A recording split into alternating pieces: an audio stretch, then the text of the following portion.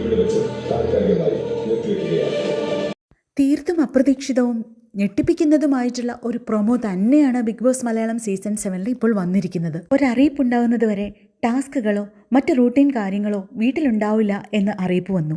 ഇനി ബിഗ് ബോസിൻ്റെതായ യാതൊരു നിർദ്ദേശങ്ങളും അവിടെ ആർക്കും ഉണ്ടാവുന്നതല്ല എന്ന് ബിഗ് ബോസ് അനൗൺസ് ചെയ്തു. ഏറ്റവും ഒടുവിലായി ബിഗ് ബോസ് മലയാളം സീസൺ 7 താൽക്കാലികമായി നിർത്തിവെക്കുകയാണ് എന്നൊരറിയിപ്പും.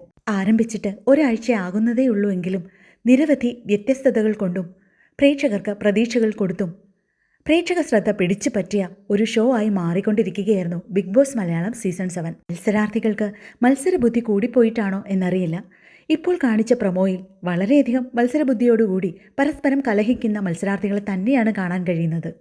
എങ്കിലും ഈ സീസൺ താൽക്കാലികമായി നിർത്തിവെക്കാൻ മാത്രം എന്ത് അസ്വാഭാവികമായ കാര്യമാണ് ഉണ്ടായത് എന്ന് ആരാധകർ ആകാംക്ഷയിലാണ്.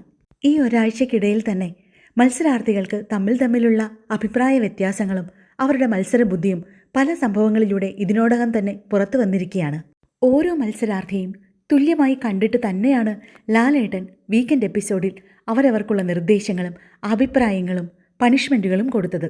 ബിഗ് ബോസ് എന്ന് വെച്ചാൽ നിലനിൽപ്പിനായുള്ള പോരാട്ടമാണ് എന്ന് പറയുമെങ്കിലും മത്സരാർത്ഥികൾക്ക് അത് വിജയത്തിനായുള്ളതും തൻ്റെ ഈഗോയെ ജയിപ്പിക്കുന്നതിനുമുള്ളതായ ഒരു പോരാട്ടം തന്നെയാണ്. നമുക്ക് ആ പ്രൊമോയുടെ ബാക്കി ഭാഗങ്ങളും കണ്ടു നോക്കാം.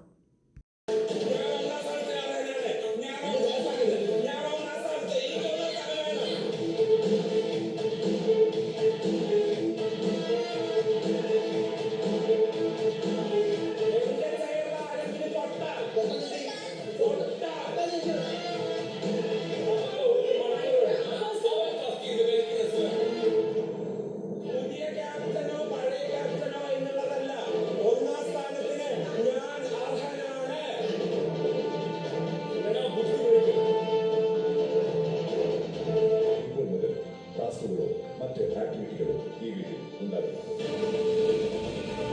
ഒരു ആശയവിനിമയം ഇനി നിങ്ങളുമായി ഉണ്ടാകുക. സീസൺ 7 ഇവിടെ വെച്ച് താൽക്കാലികമായി നിർത്തിവെക്കുകയാണ്.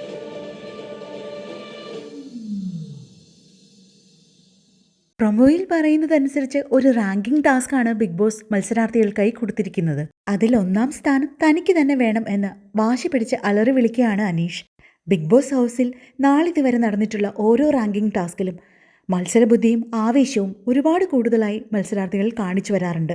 അപ്പോൾ ഈ സീസണിലെ കാര്യം പ്രത്യേകിച്ച് എടുത്തു പറയേണ്ട ആവശ്യമില്ലല്ലോ.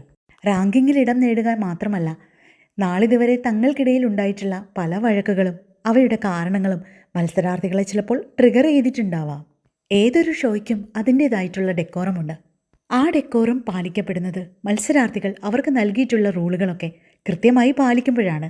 മത്സരാർത്ഥികൾ തമ്മിലുള്ള ട്രിഗറിങ്ങിനും വാക്കേറ്റത്തിനും അപ്പുറത്തേക്ക് ഒരു ഫിസിക്കൽ അസോൾട്ടിലേക്ക് കാര്യങ്ങൾ നീങ്ങിയോ എന്നും പ്രേക്ഷകർക്ക് സംശയം തോന്നാം.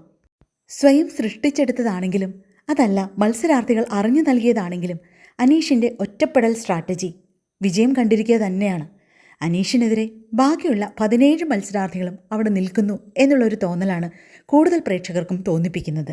ഇയാൾക്ക് എന്തെങ്കിലും കുഴപ്പമുണ്ടോ എന്ന് ഓരോ മത്സരാർത്ഥിക്കും തോന്നിപ്പിക്കുന്ന രീതിയിലാണ് അനീഷിൻ്റെ അവരോടുള്ള പെരുമാറ്റം. ഇത് അയാളുടെ സ്ട്രാറ്റജി ആയിരിക്കാം.